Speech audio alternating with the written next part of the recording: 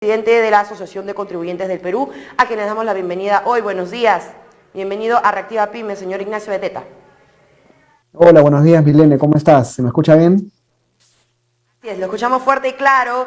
Y bueno, la primera consulta que le quiero hacer es, ¿qué opina acerca de lo que ha mencionado el ministro de Economía y Finanzas, Pedro Franque? ¿Cuáles son los aspectos importantes que usted ha detectado de repente con este planteamiento al sistema actual? Y bueno, también consultarle si es que está de acuerdo o no.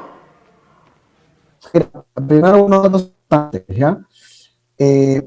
Las pymes, porque eso es el núcleo aquí del problema, ¿ya? Las grandes empresas, las empresas formales, que no representan más del 1%, digamos, de las empresas del país, Milene, y pagan bastantes impuestos.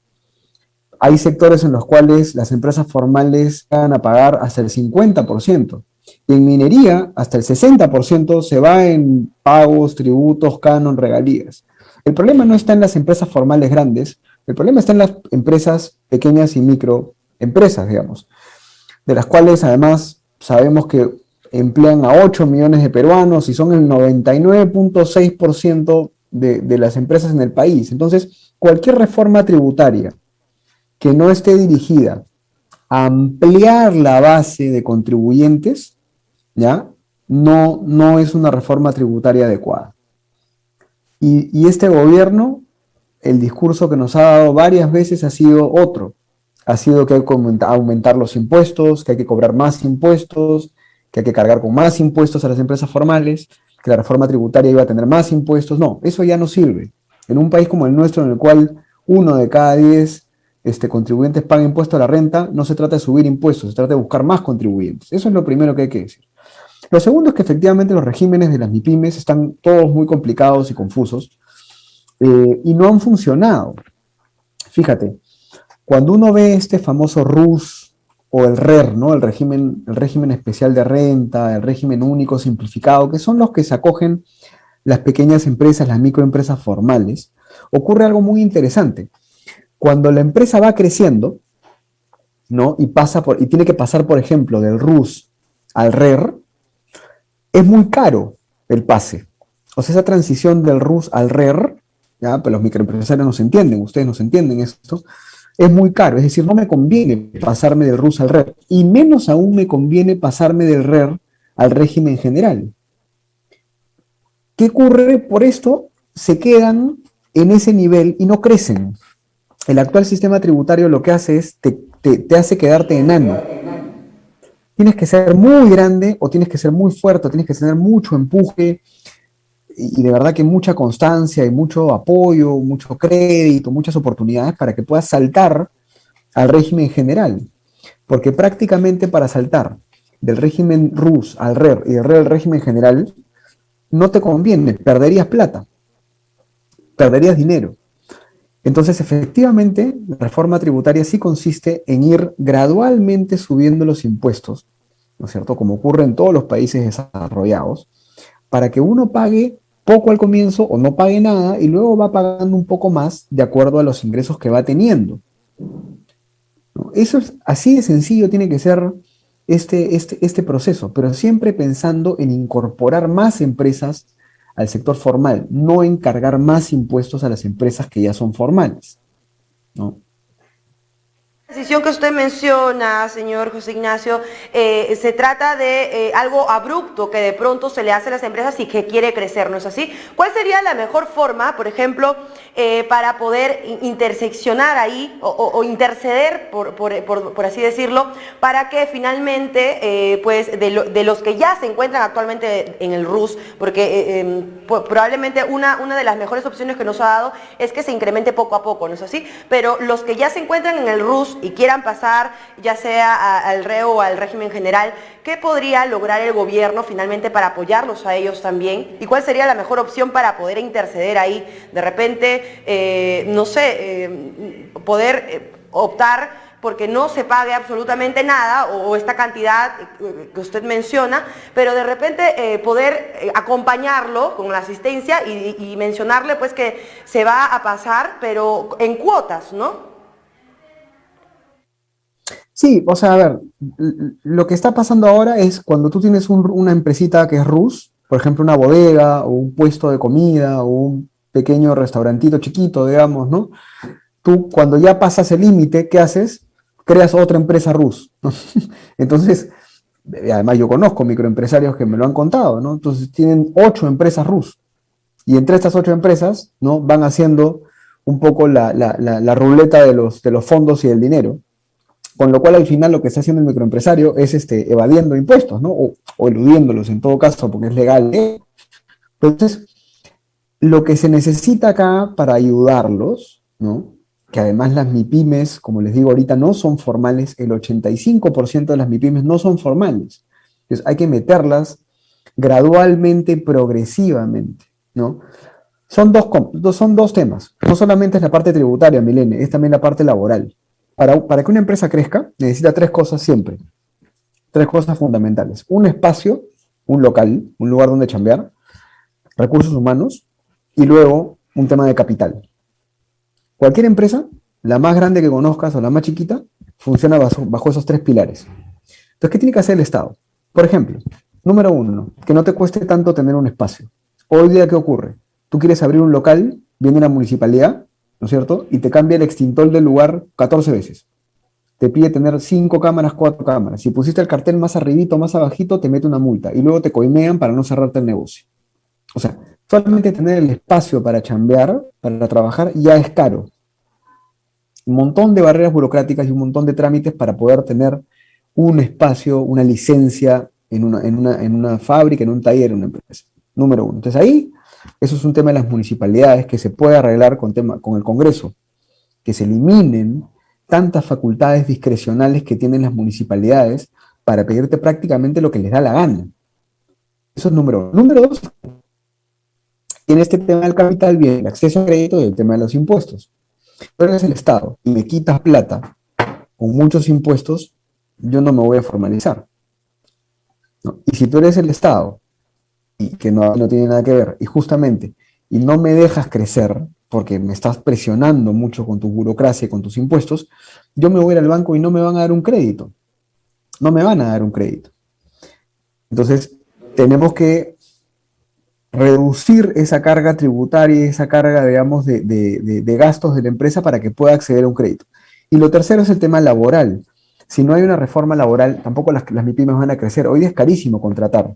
¿Y por qué es carísimo contratar? Porque una vez que tú contratas, ¿no es cierto? De por sí nomás la planilla es un problema. Justo ayer estaba viendo yo un tema de planilla en mi propia institución, ¿no? Y es increíble, ¿no? O sea, de lo que uno separa para un trabajador, imagínate que tú son, no sé, 3.000, 2.000 soles, al final lo que recibe el trabajador en la mano es la mitad o un poquito más de la mitad, porque la otra mitad se la lleva el Estado. Se la lleva en impuestos, se la lleva en salud, obviamente también en la AFP, que está muy bien, pero es muy cara la formalidad. Entonces, en el tema laboral, ahí ¿de esto hemos escuchado algo el señor Franque? No. El tema laboral, al contrario, en el tema laboral están haciendo lo que las cosas sean más difíciles, como por ejemplo con la eliminación de la posibilidad de hacer la suspensión perfecta en las empresas, ¿no? Que la congresista Sigrid Bazán estuvo feliz con ese tema, pero seguramente van a quebrar muchas empresas por eso. Entonces esos son los tres pilares. El espacio para trabajar, que tiene mucho que ver con las municipalidades, acceso a crédito y capital, que lo que tiene que hacer el Estado es no quitarle capital a la empresa. Y número tres, el tema de laboral, abaratar el costo de la planilla. Siempre se ha hablado también de poder diferenciar, ¿no? Una empresa grande no es lo mismo que una empresa pequeña, obviamente, y pues desde ahí se podría haber comenzado, ¿no es así? ¿Cuál sería la mejor opción de repente que se tiene que tener en cuenta para también poder hacer esa separación en el ámbito laboral, en el ámbito tributario, con lo que usted ha mencionado ya, las diferentes necesidades que tiene una MIPYME de las que tiene una empresa grande para finalmente poder avanzar?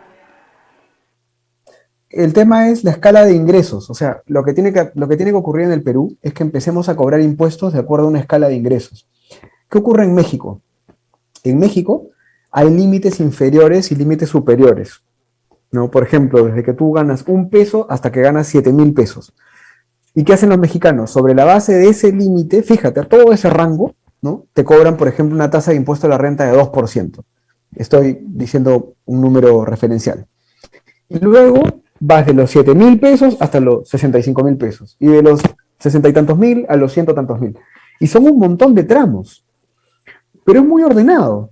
Porque son tramos, son como escalones, ¿te das cuenta? En esos escalones, tú vas calibrando que la empresa, mientras más gane, pueda pagar más. No que tenga que pagar más. Primero la empresa tiene que ganar para después pagar. Acá el Estado piensa al revés. Acá te ponen una barrera y te dicen, a partir de acá tienes que pagar tanto. No importa si no estás ganando lo que tienes que ganar. Te pongo un ejemplo. Si tú te acoges al régimen ruso, ¿no es cierto? Tú entras de inmediato, ¿no? Pero si te quieres salir, ¿no es cierto? En algún momento o quieres pasar a otro régimen, ¿no? Por ejemplo, el régimen general, te quieres pasar a otro régimen más pequeño, ¿no? No te lo permiten inmediatamente, te obligan a terminar el año fiscal en ese régimen general para que recién te puedas pasar a otro régimen PYME, por ejemplo. O sea, el Estado no te da las facilidades para que tú seas más rentable, sino que de saque te quiere cobrar. Sacar y recuperar el dinero. Pero en todo caso, pues nosotros también quisiéramos conversar acerca de otro tema. Nos ha quedado clarísimo que lo primero que se tiene que implementar respecto a una verdadera, si se quiere establecer una verdadera reforma tributaria, se podría empezar, por ejemplo, con la escala de ingresos. Esto también le va a dar mucha más chamba, ¿no es así?, a las personas que están a cargo, porque van a tener que hacer, sin duda, una atención personalizada, ¿no es así? Entonces, vamos a seguir insistiendo en que se puedan tomar las mejores medidas. Si esto va a beneficiar realmente, entonces se tiene que lograr y se tiene que realizar. ¿Usted qué cree acerca del gobierno, ya que estamos actualmente en pleno voto de confianza? Ha mencionado que el ministro Pedro Franque no ha tenido en cuenta algunos puntos muy importantes como reformas laborales, pero sin duda, ¿cómo le parece el tono de la comunicación que está dando el gobierno actual? Porque hemos visto que pues antes de las elecciones, en la segunda vuelta, muchos no estaban de acuerdo con que llegue Pedro Castillo al poder y sin duda determine las mejores personas que estén a cargo también de las diferentes carteras del gabinete. A ver, en cuanto a microempresa y empresariado, lo rescatable del mensaje, digamos, de la presentación del día de ayer del gabinete de Mirta Vázquez es que, a ver, se van a formalizar o se quieren formalizar a más de 1 millón de MIPYMES, ¿no? De MIPES, con un programa nacional que se llama Tu Empresa. Vamos a ver cómo va eso. O sea, ahí hay una primera buena señal que es vamos a formalizar. Pero repito, el problema no es la informalidad, el problema es justamente la formalidad, que es muy abusiva. La gente piensa, no, la informalidad es el gran problema del país. No, el problema es que no vale la pena ser formal. Pero vamos a ver a qué se refiere este programa, vamos a ver qué características tiene. Luego han hablado, digamos, de promover a las pymes con otros países, o sea, hacer enlaces, articulación de MIPYMES peruanas con otros países. Pero se han referido un énfasis en la Comunidad Andina de Naciones. La Comunidad Andina de Naciones no son nuestros principales socios. Los países de la Comunidad Andina de Naciones no son para nada nuestros principales socios. Para nada. Nuestros principales socios son China, Estados Unidos, varios países europeos, digamos, Chile, ¿no? Entonces, cuando se habla de promover las MIPYMES para que se vuelvan internacionales, está muy bien, pero hablar de la Comunidad Andina de Naciones, mala jugada, pues en la Comunidad Andina de Naciones, ¿quién está? Bolivia, Venezuela, economías que están quebradas o que están mal, ¿no? ¿De qué nos sirve meternos con Colombia, con Venezuela y Bolivia? Y Colombia es parte de la Alianza del Pacífico, con quien ya tenemos una relación comercial sumamente buena, Chile también. Y luego está, como tú mencionabas en la introducción, el tema del pago de las facturas a 30 días, pero el primero que tiene que empezar a pagar las facturas a 30 días es el Estado. El Estado es el principal contratante de MIPYMES, Milenio. Entonces, si se crea una ley o se presenta una ley para que se paguen las facturas a MIPYMES en 30 días, ya sea por una empresa privada más grande, etcétera, el primero que tendría que entrar en esa ley es el Estado. El Estado tiene que pagar a 30 días. El Estado nunca paga mal, ¿no? Entonces, creo que hay buenas señales, pero rápidamente hay correcciones que hacer. Y que son temas sencillos, ¿no? O sea, si vamos a hacer que las MIPYMES se internacionalicen, bueno, busquémosles mercados que son rentables, no vamos a vender donde nadie tiene plata, están que se mueren de hambre los pobres venezolanos. ¿no? Si vamos a hacer pago de facturas a 30 días, bueno, que el primero que pague a 30 días, que es el Estado, ¿no? Entonces, vamos a ver cómo va. Yo tengo siempre el ojalá y la oportunidad de quedársela a los políticos. Lamentablemente en los últimos años, ya tú lo sabes bien, nuestros políticos no han funcionado bien, no han cumplido lo que prometen y no han hecho las reformas correctas. Pero como siempre, pues, este es un nuevo comienzo y estaremos ahí vigilando a ver si es que todo este tema de la formalización, de la promoción de compras desde el Estado, de las facturas y la internacionalización de las MIPIMES realmente se hace como se debe hacer, ¿no? Respecto a esa ley que ha mencionado, que la cual también queríamos consultarle, pues cuando escuchamos esto por parte del congresista Anderson, dijimos aquí tenemos que poder conversar con el congresista para poder sacar todo lo que nos dice esta ley. Finalmente nos explicó que sí y analizamos y efectivamente podría beneficiar a la empresa si es que se cumpliera.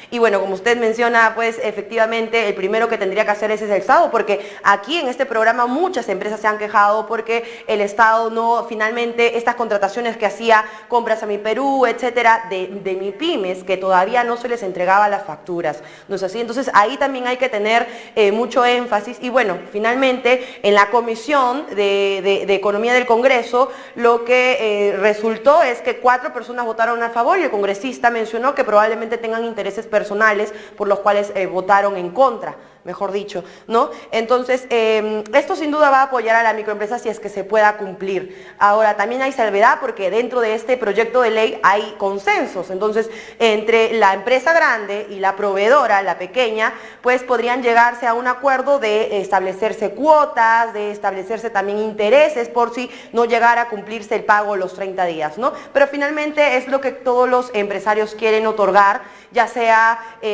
al Perú o a los congresistas, a los legisladores, a los políticos de nuestro país. Confianza, ¿no? Confianza porque sin confianza creo que no hay inversión pública o bueno, inversión privada en este caso. Muchas gracias al presidente de la Asociación de Contribuyentes del Perú por analizar también esos puntos importantes. Bueno, veremos si el 4 de noviembre finalmente se le otorga el voto de confianza a este gabinete. Muchas gracias. Gracias, Milena, un gusto. Cuídate mucho, que les vaya bien a todos.